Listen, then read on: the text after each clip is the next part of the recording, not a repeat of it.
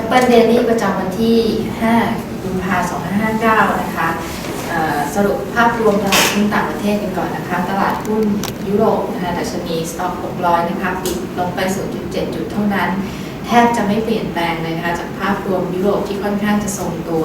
หลังจากที่ธนาคารกลางอังกฤษนะคะ BOE ส่งสัญญาณคงอัตราดอกเบี้ยในระยะใกล้แล้วก็มีมติคงระดับ QE ไว้ที่ 3.75 แสนล้านปอนด์ขณะที่คณะกรรมาการยุโรป EC ได้ปรับประมาณการ GDP ยูโรปี 2559 ลงเล็กน้อยนะคะจาก 1.8% เป็นบวก 1.7% ค่ะส่วนตลาดหุ้นสหรัฐเมื่อคืนนี้นะคะก็ปรับตัวบวกขึ้น 0.49% ได้รับแรงจากการที่นักลงทุนเข้าซื้อหุ้นกลุ่มผู้ผลิตวัตถุดิบและกลุ่มอุตสาหกรรมจากการที่นักลงทุนนะคะมีมุมมองเป็นบวกว่าการอ่อนค่าของสกุลเงินดอลลาร์เนี่ยจะช่วยกระตุ้นราคาสินค้าโภคภัณฑ์และช่วยหนุนผลกำไรของบริษัทข้ามชาติให้ฟื้นตัวขึ้นส่วนแนวโน้มการปรับขึ้นอัตราดอกเบี้ยของเฟดก็อาจจะยังไม่เกิดขึ้นในระยะอันใกล้นี้นะคะเนื่องจากตัวเลขเศรษฐกิจสหรัฐนะคะก็ยังคงมีการอ่อนตัวลงโดยมีการเปิดเผยรายงานผู้ขอรับสวัสดิการว่างงานรายสัปดาห์นะคะสหรัฐออกมาที่ระดับ 285,000 รายนะคะซึ่งสูงกว่าที่คาดไว้ที่ 280,000 รายนะคะนอกจากนี้รายงานกระทรวงแรงงานสหรัฐก็ได้เปิดเผยประสิทธิภาพการผลิตของแรงงานนอกภาคการเกษตรนะคะก็ปรับตัวลดลง 3% ในไตรมาส 4 นะคะต่ำกว่าที่ตลาดคาดไว้ว่าจะติดลบเพียงแค่ 1.8% ค่ะสำหรับทิศทาง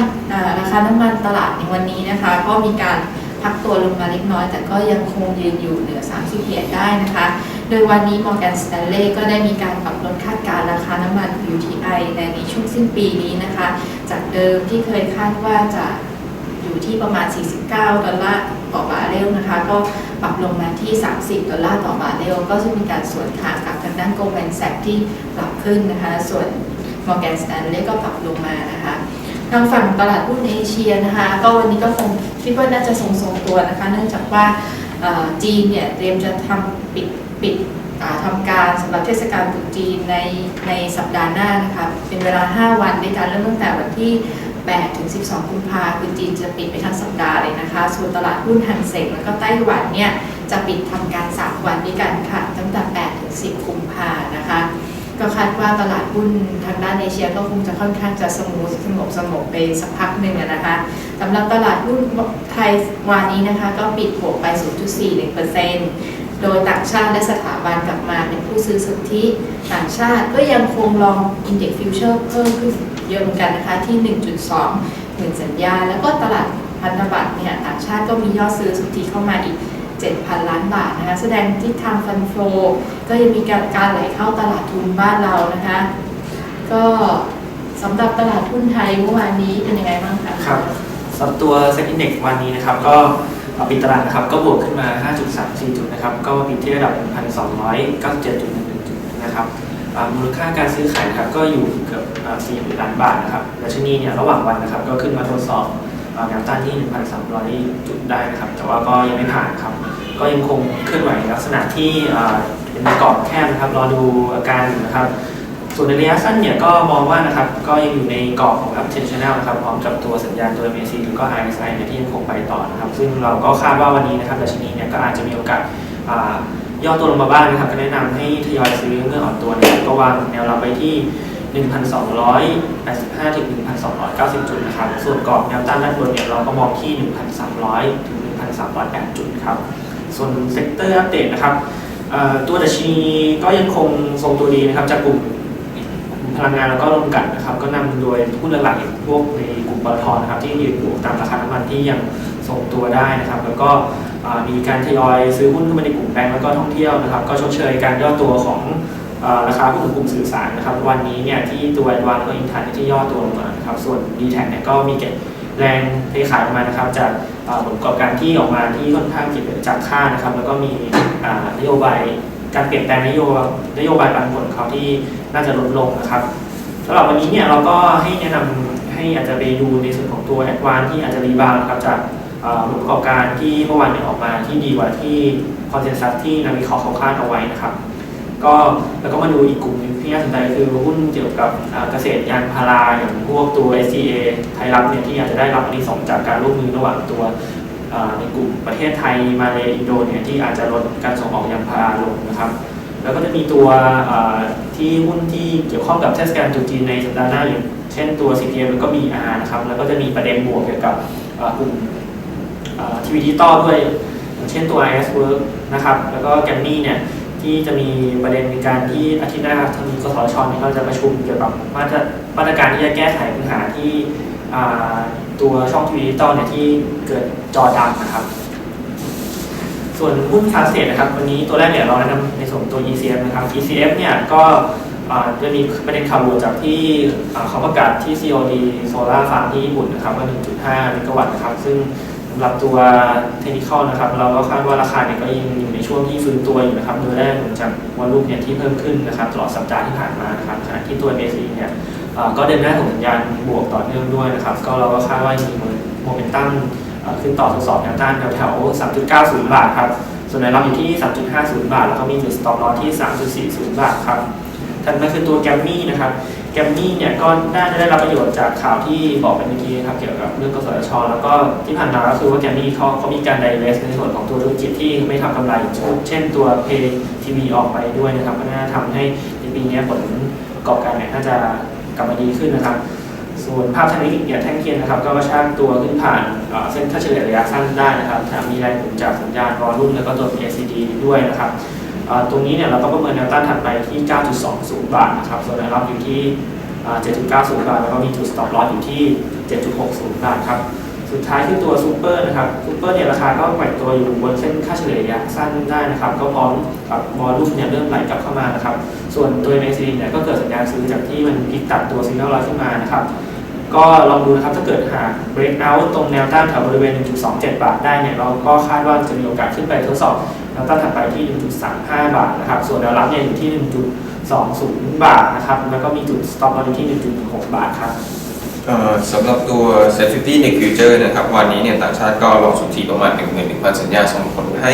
สะสมตั้งแต่ต้นเดือนเนี่ยก็กลับมาเป็นบวกอีกครั้งหนึ่งนะครับประมาณ 1,030 สัญญานะครับสำหรับกลยุทธ์การระยะสั้นนะครับใน S50H16 เนี่ยแนะนำพิจารณาแนวรับบริเวณ808 จุดนะครับเป็นจุดตัดสินใจนะครับโดยถ้าเกิดว่าดัชนีเนี่ยสามารถยืนระยะได้ก็แนะนำเทรดดิ้งในฝั่งลองนะครับแต่ว่าถ้าเกิดดัชนีปรับตัวลดลงมาแนะนำเก็งกำไรในฝั่งสถานะช็อตครับส่วนกลยุทธ์การระยะกลางนะครับ S50H16 เนี่ยยังอยู่ในกรอบ Uptrend Channel อยู่นะครับขณะที่ Slow Store เนี่ยกลับมามีสัญญาณบวกอีกครั้งหนึ่งนะครับฝ่ายวิจัยก็ยังคงคำแนะนำถือสถานะรอนะครับพร้อมให้กรอบแนวรับแนวต้านระยะกลางที่ 793 ถึง 833 จุดครับแล้วก็เมื่อวานนี้นะครับ Advance ก็ประกาศผลการดำเนินงานไตรมาส 4 ออกมานะครับมีกำไรสุทธิประมาณ 1791 ล้านบาทนะครับปรับตัวเพิ่มขึ้น 25.25% Q-on-Q แล้วก็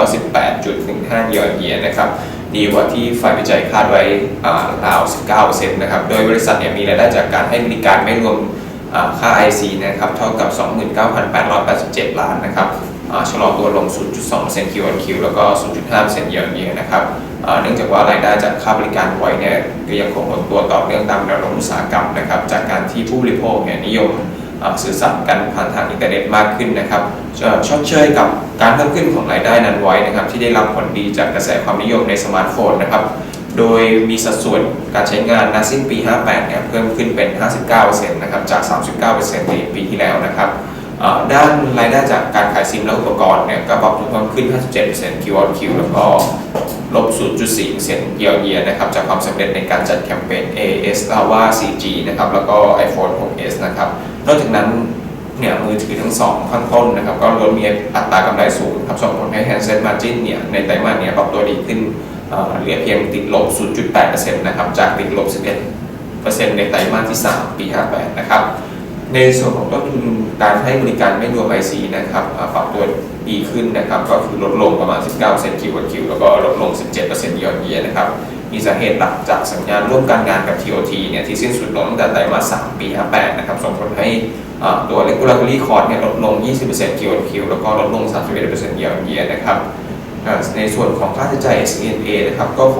ยังคงปรับตัวเพิ่มขึ้นอยู่นะครับ 15% Q-on-Q แล้วก็ 11% year-on-year นะครับจากการส่งเสริมการขาย ในช่วงปลายปีนะครับแล้วก็การออกแคมเปญและเครื่องโทรศัพท์มือถือนะครับสำหรับเอาลุกนะครับหลังบรรลุข้อตกลงความร่วมมือกับ TLT นะครับในการเป็นพันธมิตรร่วมกันเนี่ยการเป็นพันธมิตรเนี่ยก็จะมีประกอบไปด้วยนะครับการใช้ประโยชน์จากคลื่น 2001 นะครับซึ่งจะทำให้จำนวนแบนด์วิดต์ของ AIS เนี่ยปรับตัวเพิ่มขึ้นประมาณ 15 เมกนะครับซึ่งจะช่วยลดความหนาแน่นของการให้บริการลงนะครับรวมถึงการใช้เสาโทรคมนาคมที่มีข้อพิพาทระหว่างกันแล้วก็อุปกรณ์ที่ส่งมอบภายใต้สัมปทานนะครับโดยคาดว่าบริษัทเนี่ยจะมีค่าใช้จ่ายในส่วนนี้ประมาณ 10,000 ล้านบาทต่อปีนะครับสำหรับแผนการลงทุนโครงข่ายในปี 59 นะครับบริษัทก็ตั้งงบไว้ที่ประมาณ 40,000 ล้านนะครับโดยจะแบ่งเป็นวางโครงข่าย 4G แล้วก็ขยายโครงข่าย 3G เดิมนะครับประกอบกับขยายธุรกิจอินเทอร์เน็ตความเร็วสูงนะครับก็เป็นตัว FTTX นะครับแล้วก็ขยายร้าน AIS Shop ครับแม้ราคาหุ้นแอดวานนะครับได้ปรับตัวเพิ่มขึ้นอย่างต่อเนื่องนะครับตอบรับเซนติเมนต์เชิงบวกนะครับจากการที่บริษัทเนี่ยได้บรรลุข้อตกลงกับ TOT นะครับแต่ว่าราคาเนี่ยก็ยังคงมีอัพไซด์จากราคาเป้าหมายของเราที่186 บาทราว 11% นะครับประกอบกับล่าสุดเนี่ยได้ประกาศจ่ายปันผลเป็นจำนวน6.49 บาทต่อหุ้นนะครับคิดเป็น dividend yield เราประมาณ 3.9% นะครับโดยจะขึ้น XD ในวันที่ 31 เดือนมีนาปี 59 นะครับเราจึงคงทำแนะนำซื้อครับสำหรับภาพรวมเซตของวันนี้นะคะก็เราก็ประเมินว่าเซตเนี่ยก็น่าจะคงทรงตัวในเชิงบวกได้นะคะถ้าหากว่า